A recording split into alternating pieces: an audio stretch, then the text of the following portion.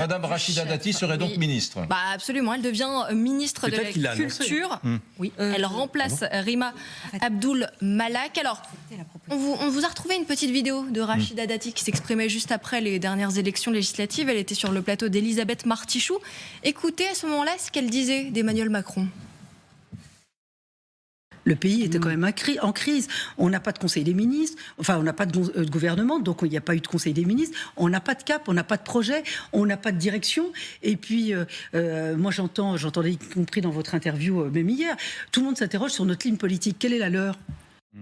C'est vrai, Morad Aïtabouche, vous qui la connaissez si bien, qu'est-ce qu'elle a pu taper sur...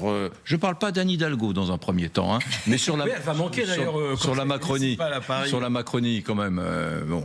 Oui, elle a tapé, mais en même temps, qu'est-ce qu'on peut attendre de quelqu'un qui est dans l'opposition, qui était jusque-là dans l'opposition? C'est le jeu politique.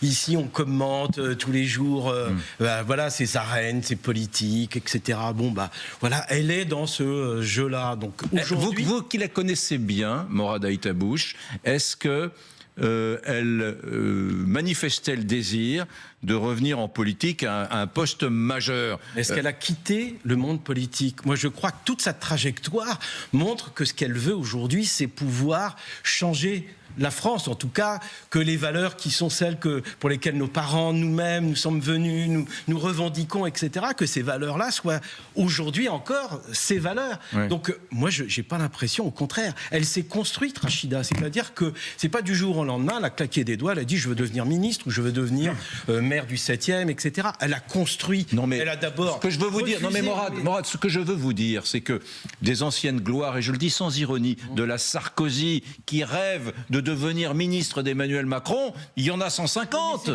Il y en a 150. Eric, sur un point. Et elle y est parvenue. Mais vous vous trompez sur un point, c'est pas une ancienne gloire. Je m'arrête là. Exactement. Ce n'est pas une ancienne gloire. Une actuelle. Elle a continué. Elle a continué depuis sa sortie du ministère de la Justice jusqu'aujourd'hui. Ce n'est pas une ancienne gloire. On peut la critiquer sur 1001 points. Ouais. Ça, c'est autre chose. Mais ce n'est pas une ancienne gloire. C'est une de nos rares stars politiques jusqu'aujourd'hui. Regardez, je vous passe le micro tout de suite. Regardez ce qu'elle disait. Ça, c'est assez savoureux. En 2021, sur France Inter, à propos de la Macronie. En Marche, c'est quoi? C'est des traites de gauche, des traites de droite. Mais c'est des gens qui ont trahi à gauche et des gens qui ont trahi à droite. C'est ça, ce parti. Ceux qui sont aujourd'hui à La République En Marche, ils viennent d'où? Ils viennent du PS ou ils viennent des Républicains? Voilà, c'est ça, ce parti. Et en fait, En Marche, et on le voit dans toutes les élections, les unes après les autres, impossibilité d'implantation locale, ça se réduit à quoi En Marche? À Emmanuel Macron. Elle n'a pas tort. Ah ben elle ne dit pas du mal d'Emmanuel Macron. Donc En Marche, effectivement, qu'est-ce qu'elle va dire? Elle va dire qu'il y a 3 ans, elle pensait que la droite et les Républicains allaient peut-être sauver un peu la boutique. Aujourd'hui, elle dit pique-pente, ça fait des mois qu'elle considère qu'il n'y a plus aucun avenir à droite. Non, ce qui est très intéressant dans le hold-up de Rachida Dati, par Emmanuel Macron, c'est une idée d'Emmanuel Macron qui avait déjà été testée au début, en 2022, après sa réélection. Ça ne s'était pas fait.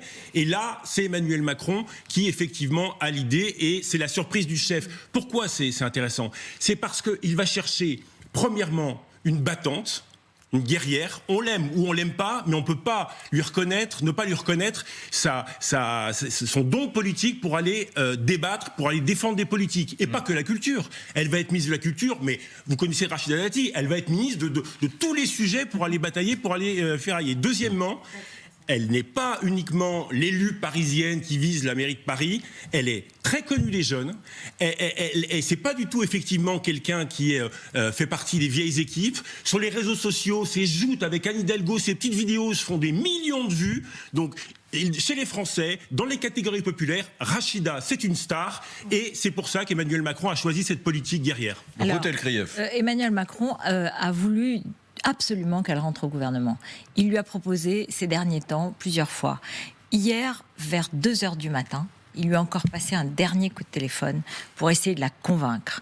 Et ce matin, elle a pris contact, ils ont pris contact avec Gabriel Attal. Ils se sont parlé et elle a accepté ce soir. Voilà comment ça s'est passé. Ce qui est vrai, c'est que ça fait un moment qu'elle lance des perches assez claires pas pour rentrer au gouvernement, mais pour une alliance avec la droite, entre les macronistes et la droite, en disant, après tout, on le voit au quotidien, les électeurs de la droite sont macronistes, et en tout cas, on peut trouver des terrains d'entente, etc. Et notamment sur les valeurs, et notamment avec la droitisation, entre guillemets, c'est pas le mot que je préfère, mais la réaffirmation d'une ligne régalienne par le gouvernement ces derniers temps, elle dit, après tout, pourquoi pas. Et donc, là, c'est Emmanuel Macron qui décide de faire un deuxième coup après Gabriel Attal. Il faut savoir que cet après-midi, jusqu'à 17h, 18h, on disait mais oh là là, mais c'est quoi? C'est les éléphants, mais c'est les mêmes, mais c'est que des mecs, on les connaît, ils sont là depuis le début, etc. Rien ne change et tout. Et il disait non, il y a des surprises, il y a des surprises, il y a des surprises. Et puis tout d'un coup, la surprise, même s'il y en a d'autres, parce que Catherine Vautrin, etc., c'est intéressant. La surprise. Ça dure combien de temps? Alors, bien sûr. Rappelez-vous l'effet surprise Roselyne Bachelot il y a 2 ans. Oui, c'est vrai. On a fait un effet waouh. Ça n'a rien à voir. Alors, probablement, mais ça a quelque chose de comparable. La vraie question, c'est elle est là pour quoi faire? Oui.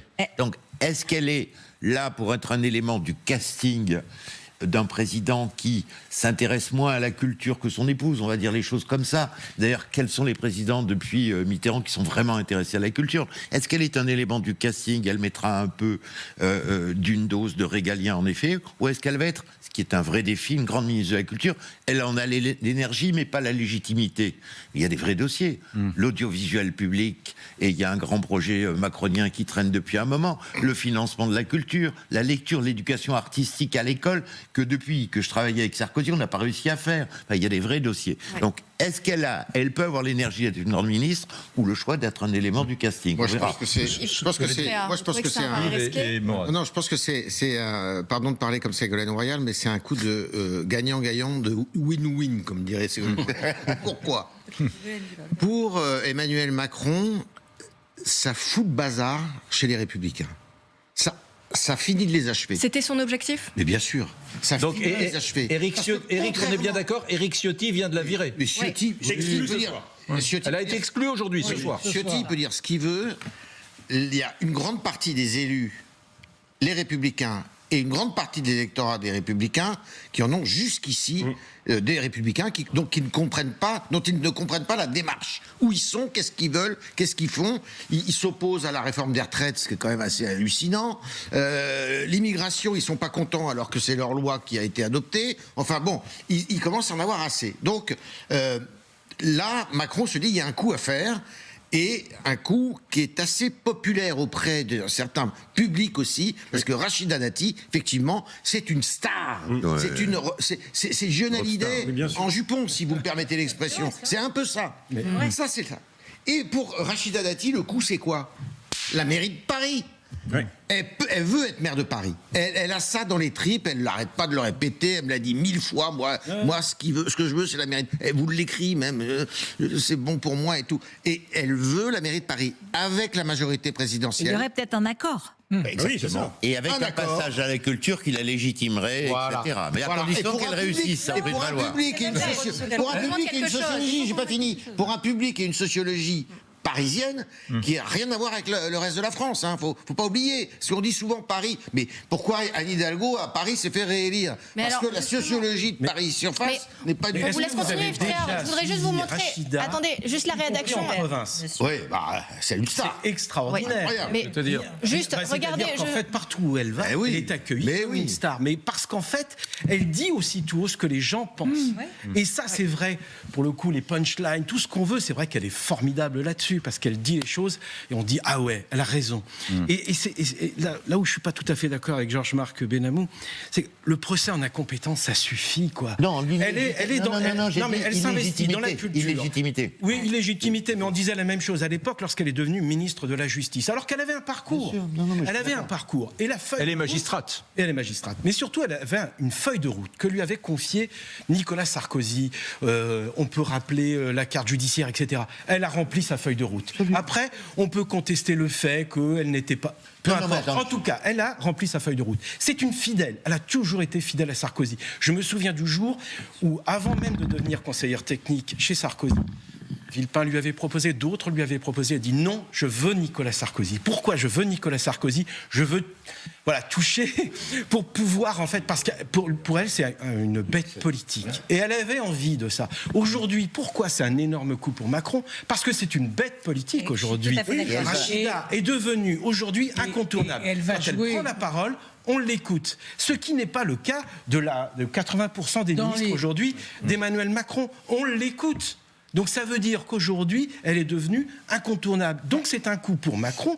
Il y a les prochaines échéances européennes. Mais dans il y a d'autres échéances. Dans les 6 mois qui viennent, elle va jouer un rôle considérable dans la lutte contre l'Assemblée nationale. Oui, alors attendez, on parlera. Tout ce que je voulais dire. On parlera, vous avez raison, on parlera de ce dispositif anti-RN qui est en train de se monter avec quand même deux pions importants sur l'échiquier.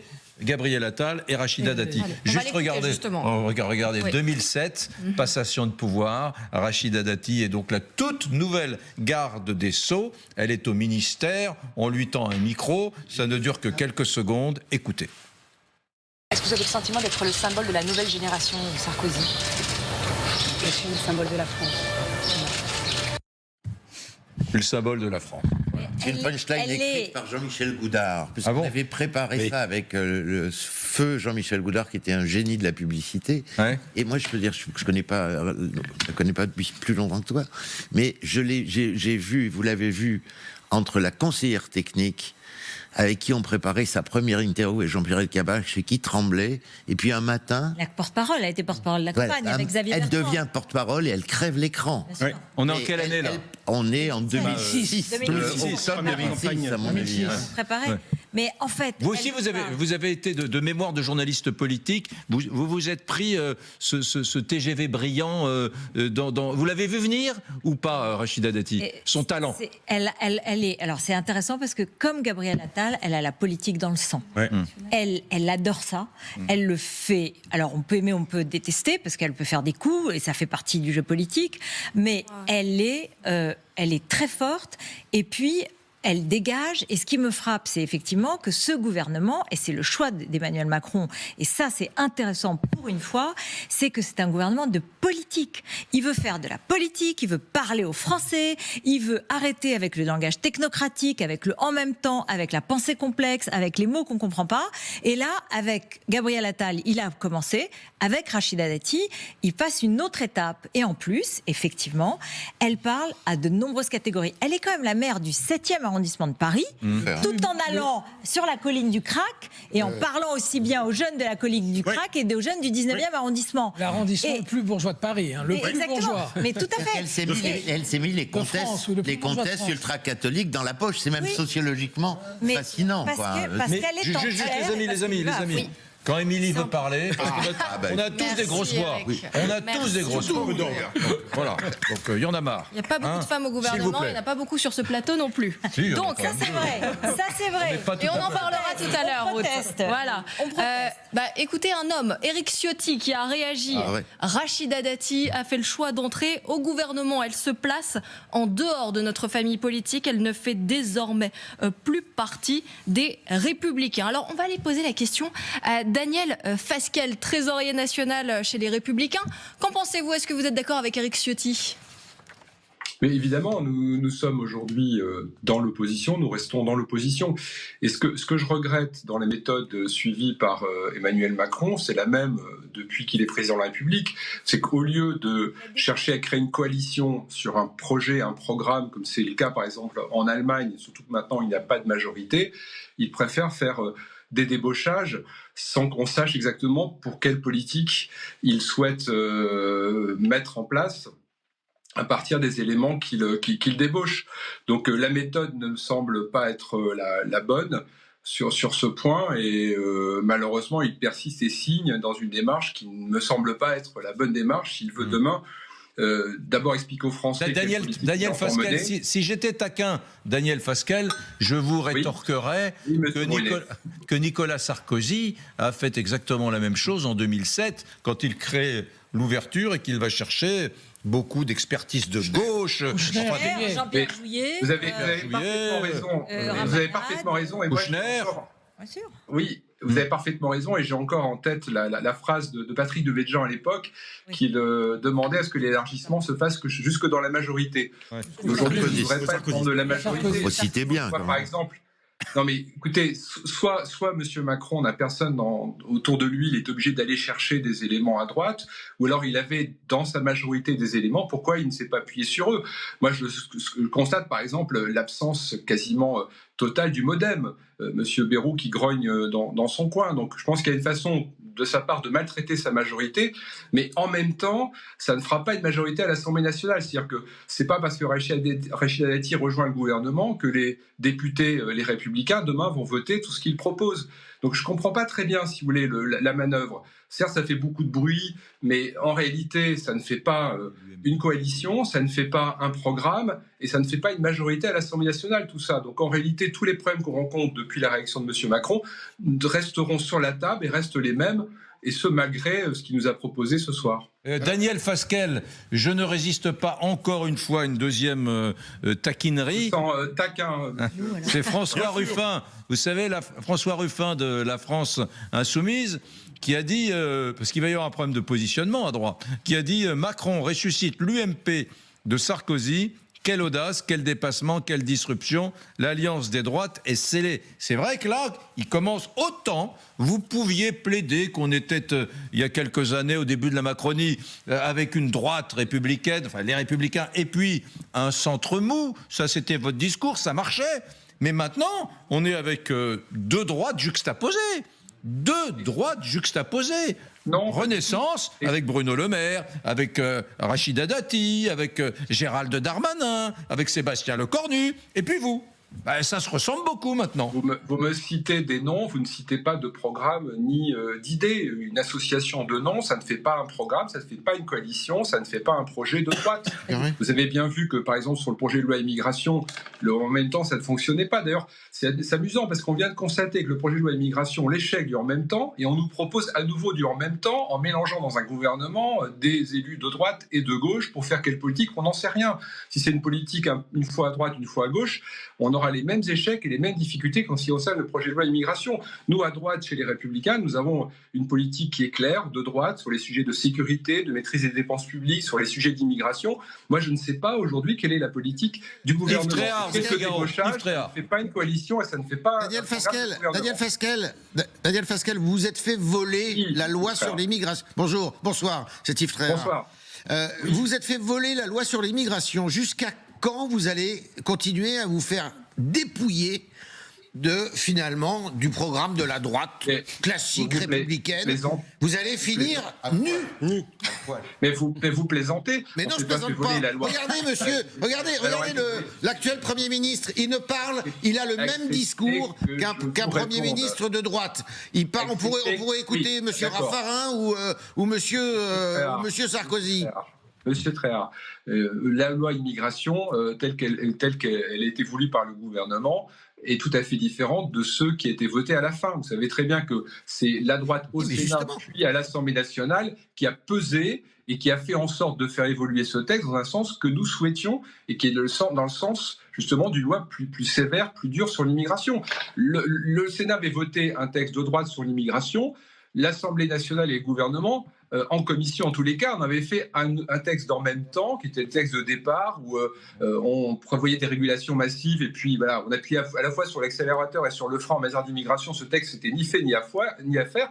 Grâce à Éric Ciotti, à Olivier Marleix, aux députés des Républicains, mais aussi grâce à la droite sénatoriale, on a pu faire évoluer ce texte. On ne s'est pas fait voler ce texte, au contraire, on a aujourd'hui un texte qui correspond à ce que nous voulions, pas complètement, pas suffisamment. Merci. On l'a fait évoluer dans le sens que nous souhaitions. Merci Daniel Fasquelle. Merci beaucoup.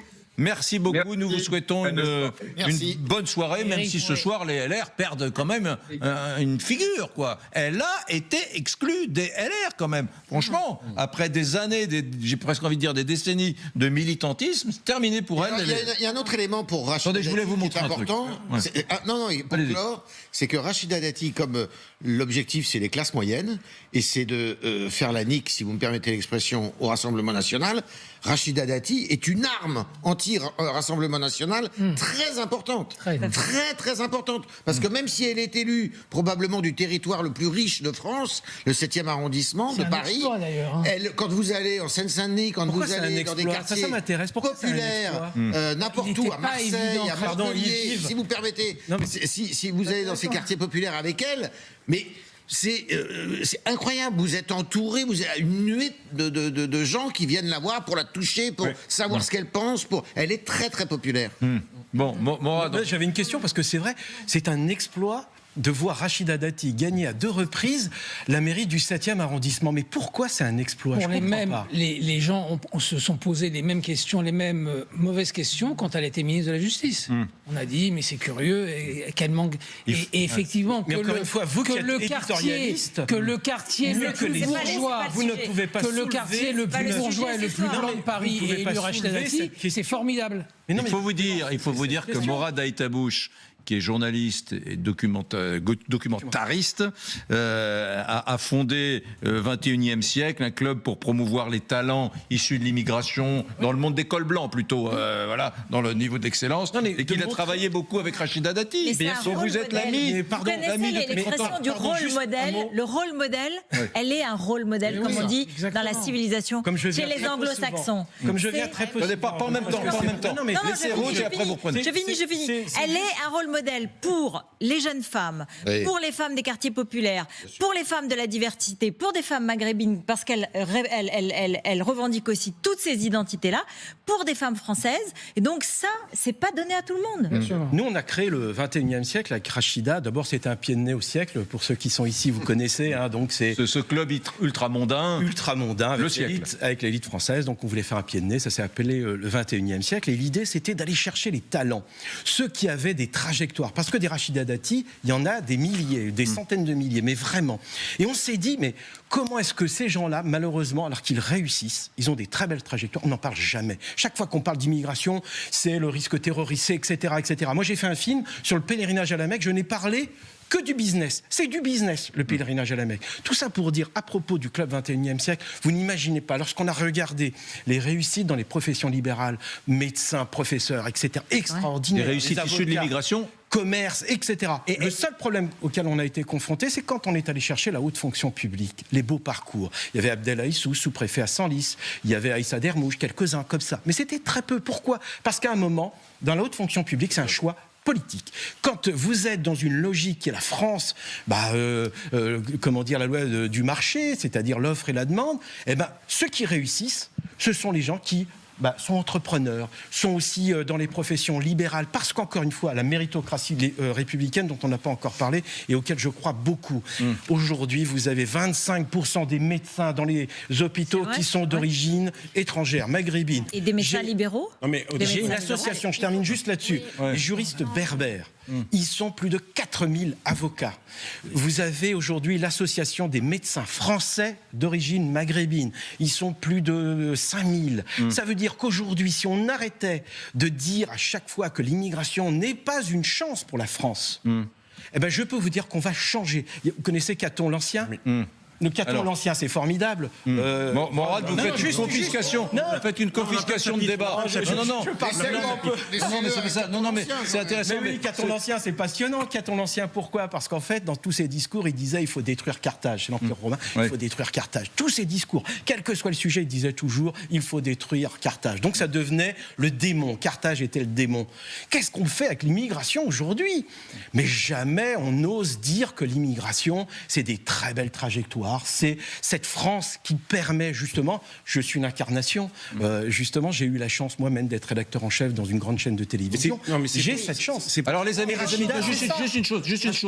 Si on parle de ça, c'est pas du tout un pas de côté. C'est parce que cet homme, ce journaliste, Morad Aïtabouche, ce confrère qui fait des documentaires magnifiques, désormais d'ailleurs plutôt sur la planète, et l'ami de 30 ans de Rachida Dati dont nous sommes en train de parler, et surtout parce qu'il a créé ce mouvement 21e siècle avec elle. Voilà, il a été un peu long, la profession de foi de 21e siècle, mais c'est l'œuvre c'est l'œuvre aussi de Rachida Dati dont nous sommes en train de parler. Voilà pourquoi nous l'avons écouté. Il ne lâche rien. On va écouter quelqu'un d'autre. Non, on écoute Rachida Dati. Non, on parle pas il faut qu'on reprenne, les amis. On va écouter Rachida Dati qui s'exprimait juste après la réélection d'Emmanuel Macron. C'était le 24 avril 2022. Écoutez. On écoute d'abord les élections législatives. Oui, si vous voulez. Eh ben, très bien. Non, ça c'est très 2022. Alors. Ça c'est très important parce que on va vous montrer une archive de votre amie Rachida Dati. On est au journal de 20h, me semble-t-il, juste après les élections législatives de 2022, qui voit arriver plus de 80 députés Rassemblement National, souvenez-vous, c'est tout frais, hein, à l'Assemblée nationale. Et alors là, ce qui est fabuleux, c'est qu'il y a son nouveau Premier ministre, Gabriel Attal, mais il y a 1 an et demi, c'était son ennemi politique. Et c'est une façon de vous dire que Gabriel Attal et Emmanuel Macron ne sont vraiment pas rancuniers avec Rachida Dati. Regardez, c'était il y a 1 an et demi. Comment expliquer ce vote sanction ? Richard Ferrand, Christophe Castaner, ce sont des grandes figures de la République En Marche. Richard Ferrand, qui était président de l'Assemblée nationale sortante. Qu'est-ce que vous payez ce soir, j'allais dire, d'abord, vous me permettrez d'avoir un mot pour eux, un mot évidemment d'amitié et de solidarité. Ils sont allés au combat dans une campagne qui a été difficile, dans un contexte assez inédit, avec un président qui a été réélu avec une majorité, avec une inflation élevée, trop élevée, même si elle est pour la France la moins élevée des pays de la zone euro. Manifestement, on tirera des conclusions de ce qui s'est passé. Non, c'est ce que je suis en train de dire. On tirera les conclusions de cette campagne. Vous permettrez qu'on attende d'abord d'avoir tous les résultats. Moi, ce que je note ce soir, c'est que personne n'a gagné. Personne n'a gagné. Certains ont perdu. Vous avez perdu. Mais je vous ai dit tout à l'heure, je ne vais pas me cacher derrière mon petit doigt, et ce n'est pas le résultat qu'on espérait. On n'a pas de majorité absolue, manifestement, selon ce qui se dessine. Mais ce que je constate, c'est qu'il n'y a pas d'autres projets, d'autres partis qui aient reçu une majorité absolue de la part des Français. Rachida Dati. C'est un échec cuisant pour ce gouvernement et le président de la République. C'est inédit sous la Ve République. Même François Mitterrand, je crois, en 88, n'arrive pas à ce stade. Donc c'est un échec cuisant. Et de la stratégie d'Emmanuel Macron, parce que maintenant, vous dites c'est l'inflation. Non, c'est l'échec de sa stratégie. Il n'a pas fait campagne. Attendez, oui, c'est sa stratégie qui est en échec. 1, pour les présidentielles, on fait monter l'extrême droite. 2, pour les législatives, on fait monter l'extrême gauche. Et là maintenant, on dit oui, mais bon, peut-être, vous dites, il ne faut pas se cacher dans le petit doigt. Vous ne cachez pas non plus derrière nous, hein. Parce que nous, qu'on analyserait. Voilà. Donc ça, c'est le premier fait majeur. Quand je vois comment Madame Borne est élue, franchement, c'est un échec aussi pour elle. Est-ce que Elisabeth Borne, élue de justesse, peut rester avec une majorité relative Elisabeth Borne fragile élue. Elle a été élue députée. La question ne... Pas très confortablement élue. Avec 16 points de moins que son prédécesseur en 2017 pour la République. Merci, monsieur Gindre. Mais avec des ministres qui sont battus, Pardon, n'interrompez pas, monsieur... Non, mais quand même, le Premier ministre, c'est un peu le chef de la majorité. C'est lui qui fait un peu campagne, qui convainc. Non, mais vous êtes content, là? Je vous confirme, elle est élue. Bien sûr. Pardon, Gabriel Attal. J'ai démarré cette soirée en expliquant que ça n'était pas le résultat qu'on espérait et que je ne me cachais pas derrière mon petit doigt. Vous n'allez pas là me dire que... On dit juste. Vous voyez, c'est hallucinant. C'est incroyable, incroyable débat, incroyable. Vous avez vu l'évolution de la vie politique. Enfin, c'est le bouillonnement permanent avec là effectivement des personnalités très politiques qui s'affrontent. Et quand on vous dit que c'est l'idée d'Emmanuel Macron d'avoir voulu avoir Rachida Dati au sein de son gouvernement, effectivement, c'est la marque. Gabriel Attal doit composer avec des personnalités. Il va apprendre à travailler avec Rachida Dati qui a des qualités mais qui peut avoir des défauts incontrôlables. C'est une goupille, une grenade dégoupillée et qui est complètement incontrôlable. Bon, ce qu'il faut dire, c'est que encore une fois, ça arrive souvent ce genre de choses en politique, parce que là, elle s'emplâtre quand même. Gabriel Attal, bon, c'est pas méchant, mais enfin quand même. Elle s'est toujours comportée comme ça. Elle a tout. Moi, Maurice, vous me faites ça ce soir, je ne vous réinvite pas demain. Je ne vous réinvite pas demain. Et vous venez pas dîner à la maison ce week-end. 1 an et demi plus tard, nous, avec notre ami Domenech qui vient ici souvent, on a rencontré Rachida à la fin du mois de novembre. Là, elle nous a expliqué qu'Éric Ciotti était un type formidable. 1. 2, que LR... c'était les plus nuls du monde et qu'il n'y avait rien à faire avec eux, et qu'il fallait signer une alliance entre LR et Mais c'est pas le ce camp qui s'est passé, macroniste. Maurice. Donc elle était déjà sur cette ligne très clairement depuis quelques mois. Mais c'est pas ce qui s'est passé. Il n'y a pas d'alliance qui a été C'est pas ce qui s'est signée. passé. Là, et ça, c'est ce que certains ont regretté ce soir, qui auraient pu avoir envie d'entrer. Ils voulaient quelque chose qui soit plus formel et une véritable alliance. Ce qui s'est passé, c'est qu'elle a cédé aux avances, entre guillemets, du président à titre personnel, avec à la clé un accord peut-être sur Paris. Et un petit point très amusant quand même, c'est qu'au cours de ce déjeuner, pour la première fois, moi je la connais depuis 2006-2007, quand elle est devenue ministre, elle nous a expliqué qu'en réalité, il faut que vous teniez bien à vos chaises les uns les autres, elle était de gauche. et que c'est la gauche qui avait qui avait trahi la gauche et qu'elle restait de gauche et que s'il y avait une vraie gauche républicaine, elle la rejoindrait sur le champ. Je reconnais que Domnac et moi, qui la connaissons depuis des années, sommes restés totalement courants. Non, elle a toujours dit qu'elle était de gauche. Pas à nous, elle a toujours dit qu'elle était de gauche. L'homme qui lui a fait épouser la droite, il s'appelle Nicolas Sarkozy. Et l'homme qui la guide, c'est Nicolas Sarkozy. Mais sinon, c'est une femme, quand moi je prétends pas la connaître aussi bien qu'Aït, mais je la connais assez bien. Elle a toujours dit qu'elle était de gauche. Moi, j'ai entendu ce soir Alice Coffin, la féministe, dire... Et derrière elle. Non, mais dire que Rachida Dati est féministe et qu'heureusement qu'elle était là, et qu'au Conseil des ministres, elle allait leur dire leur vérité à tous ces mecs. Alice Coffin. Alice Coffin. Extraordinaire. Mais encore une fois, Rachida, quand vous la connaissez dans l'intimité, c'est quelqu'un qui a cette parole très libre. Et moi, c'est ça que j'aime chez elle. C'est-à-dire qu'elle était pourtant entourée d'un peu un patriarcat. Pour autant, je veux dire, elle existe, elle est là, elle parle, elle prend la parole, elle défend. Et ces valeurs, les valeurs dont elle parle, c'est les valeurs républicaines. À un moment, à tort ou à raison, on disait que c'était plutôt les valeurs de gauche, etc. Elle se reconnaît dans ces valeurs, les valeurs dont je parlais tout à l'heure, qu'on défend. C'est ça la réalité. Alors, vous disiez que Rachida Dati est de gauche. Elle nous disait qu'elle était de gauche. Voilà. Elle a donc obtenu les encouragements de quelqu'un à gauche. Anne Hidalgo, qui l'a dit, je souhaite bon courage aux acteurs du monde de la culture, compte tenu des épreuves qu'ils vont traverser. Là, c'est dégueulasse. Moi qui me suis occupé de culture avec Nicolas Sarkozy, et je voulais revenir sur ce que j'ai dit tout à l'heure. Son illégitimité, ça ne veut pas dire son incompétence. C'est-à-dire que le monde de la culture, grosso modo, je vous explique, j'ai passé 1 an et demi à souffrir là-dedans, j'en ai fait un livre qui a eu du succès. C'est vraiment, ça n'a pas bougé depuis Louis XIV. Non, mais c'est ça. C'est des castes, c'est des gens qu'on doit financer, c'est des politiques culturelles qui s'empilent comme du chantilly. La métropole a sa politique culturelle, le département, la région, le ministère de la Culture, sans parler de Paris, et les fameuses compagnies du banc qui mendiaient, comme disait Jacques Lang. Donc, tout est à revoir. Il y a besoin d'un chef d'orchestre, d'un planificateur qui donne un grand coup dans la fourmilière. C'est pour ça que je disais, c'est bien qu'elle soit illégitime d'une certaine manière, parce que c'est le pire des mouvements. Il n'y a pas eu beaucoup de grands ministres de la Culture. Front Populaire, Malraux, Jack Lang, un peu...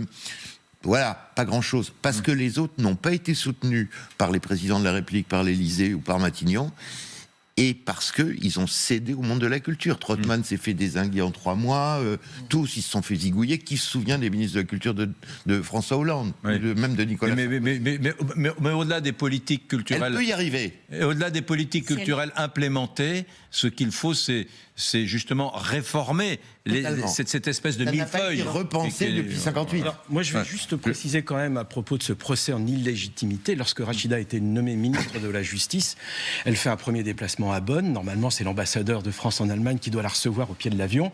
Il n'est pas là. Il envoie son premier secrétaire ou deuxième secrétaire. Elle lui a fait comprendre. Lorsqu'au ministère de la Justice, on ne l'appelle pas Madame la ministre. Aujourd'hui, et c'est vrai que c'est ça, elle s'est construite dans la durée. Elle s'est construite dans le combat.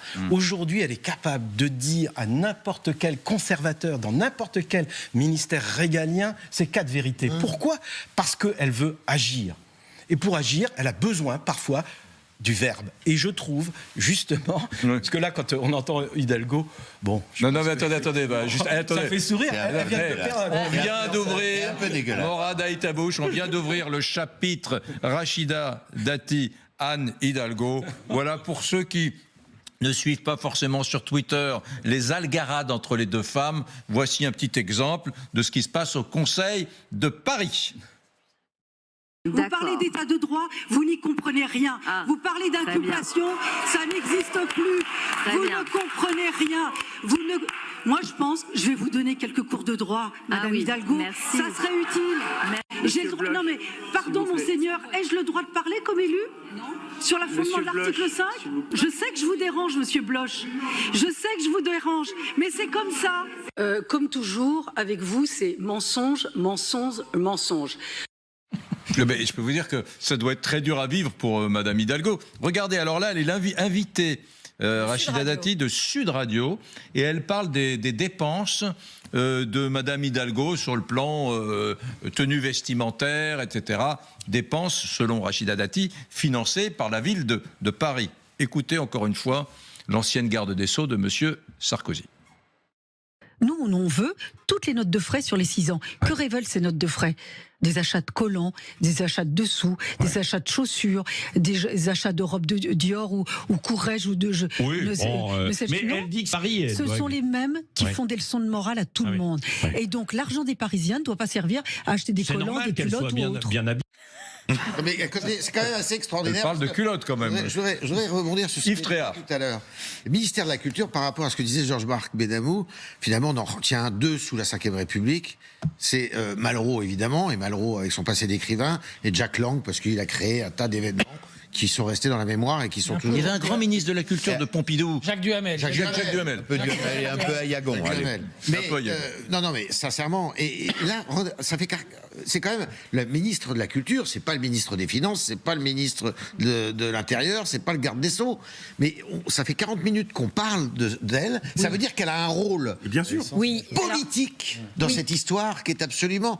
colossal. Mais la question que posait Georges-Marc, et je comprends ce qu'il veut dire, est-ce qu'elle est venue pour révolutionner la culture et il y a du travail, ou est-ce qu'elle est venue d'abord pour faire de la politique et battre le Front National et défendre un certain nombre de principes, ce qui est très louable aussi.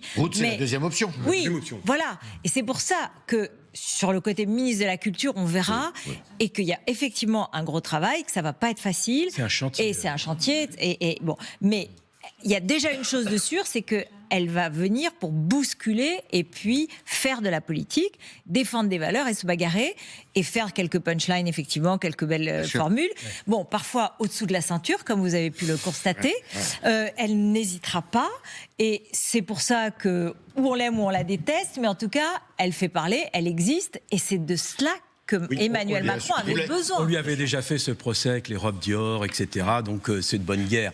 Ce qui est vrai, c'est que ça va être sportif au Conseil des ministres avec Rachida. Oui, mais au Conseil des ministres, tout se passe très bien. Non, mais ça va être forcément sportif. On le voit, puisqu'elle n'a peur de rien.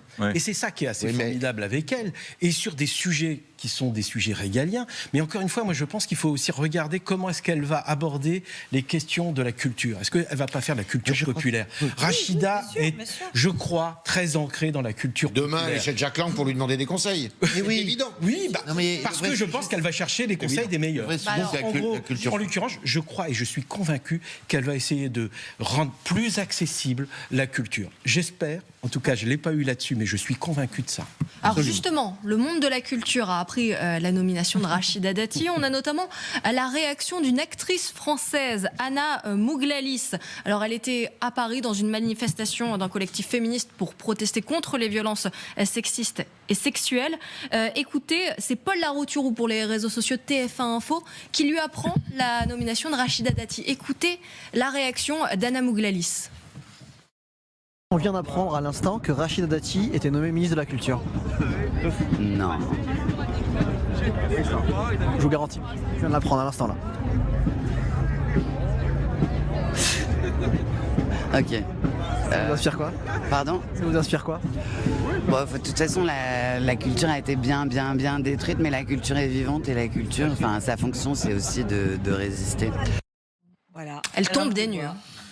Mais peu importe les mots d'ailleurs. Welcome dans le monde de la langue de bois. La tête, le visage est extraordinaire, la stupéfaction absolue, l'incrédulité totale. C'est une image extraordinaire.